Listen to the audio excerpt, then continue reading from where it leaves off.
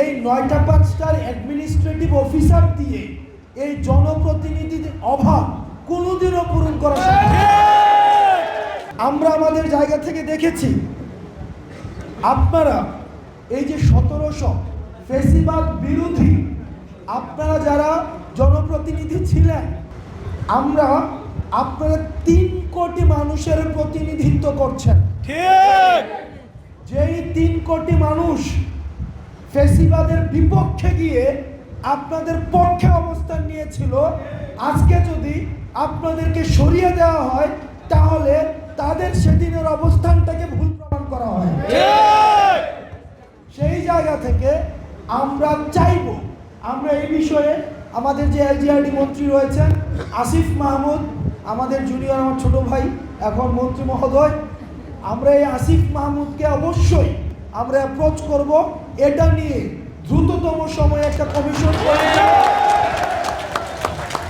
আমি আমার চাচার কাছে আমার সমস্যা বলতে চাই, আমি আমার ভাইয়ের কাছে আমার সমস্যা বলতে চাই, আমি আমার খালুর কাছে আমার সমস্যা বলতে চাই। আমার গ্রামে একটা মহিলা, আপনি দেখবেন একটা ঘুমটা অর্ধেক দিয়ে রাখেন, কথা বলতে লজ্জা পায়, এই পিছনে ফিরে কথা বলে সমস্যাটা বলে আবার বলতে চায় না। ওই মহিলাকে তো আপনি কখনোই আপনি একজন অ্যাডমিনিস্ট্রেটিভ পাঠাইতে পারবেন না। ওখানে তালাকের ইস্যু আছে, জন্ম নিবন্ধনের ইস্যু আছে, কিছুদিন পরে স্কুলের ভর্তি শুরু হবে। এই যে কিছুদিন পরে কিন্তু শুরু হবে, এই যে স্কুলের ভর্তি শুরুটা হইলে জন্ম নিবন্ধন লাগবে। এই জন্ম নিবন্ধন একটা অ্যাডমিনিস্ট্রেটিভ অফিসার তার এই রুটিন ওয়ার্ক কমপ্লিট করে এই পুরো প্রক্রিয়া সম্পন্ন করা এটা কোনোভাবেই সম্ভব না। আমার এলাকায় কয়জনের জন্ম হয়, কয়জনের মৃত্যু হয়, কয়জনের জানাজা হবে, কয়জনের কি হবে, এটা একজন জনপ্রতিনিধি ভালো বুঝবেন। ঠিক, সেই জায়গা থেকে আমরা আমাদের অবস্থান স্পষ্ট।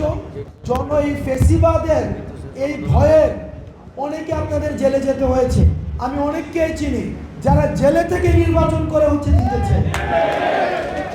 তো ওই মানুষগুলোকে আমরা সম্মান জানাতে চাই। আর আজকে এই ৪ দেয়ালের মধ্যে যারা রয়েছেন, আমরা বিশ্বাস করি তারা হচ্ছে ফেসিবাদ বিরোধী শক্তি। যদি সেটা না হতো তাহলে তারা কখনোই এই সেমিনার রুমে অন্তত আমাদের সামনে আসতো না। আমরা আপনাদের যে ন্যায্য দাবি, এই ন্যায্য দাবি বাস্তবায়নে আমরা অবশ্যই কাজ করব। এবার পরবর্তী বাংলাদেশ বিনির্মাণের ক্ষেত্রে আমরা ছোট মানুষ, আমাদের অভিজ্ঞতা কম, আমরা শিখছি, আমরা দেখছি, আমরা ঠেকছি, আমরা ভুল করছি এবং আমরা শিখছি। আপনারা যারা আছেন, আপনারা অনেক বছর ধরে মানুষকে চিনেন, আপনারা মানুষের কাছে যান, তাদের হাড়িতে কি রান্না হয় সেই খোঁজ আপনাদের কাছে আছে। আপনারা আমাদেরকে পরামর্শ দিবেন এবং আমরা একসাথে গ্রামে পৌঁছাইতে চাই। আমরা শহরে বসে এসি রুমে এই প্রেস কনফারেন্স করে যতই বক্তব্য বিবৃতি দেই, এগুলো হচ্ছে গ্রামের মানুষ পর্যন্ত পৌঁছায় না। ঠিক, দিন শেষে আমার মাটিতেই ফিরে যেতে হবে, আমার গ্রামেই ফিরে যেতে হবে। এই শহরের প্রেস কনফারেন্সের এসি রুমে যারা হচ্ছে বক্তব্য বিবৃতি দেয়, তাদের জানাজার জন্য কিন্তু ঠিকই তাদের গ্রামে নিয়ে যেতে হবে। ঠিক, আমরা আপনাদেরকে সাথে নিয়ে, আন্দোলনটা হয়েছিল শহরে, আমরা আপনাদেরকে সাথে নিয়ে আমরা প্রত্যন্ত এলাকার গ্রামের প্রান্তিক মানুষদের কাছে আমরা পৌঁছাইতে চাই।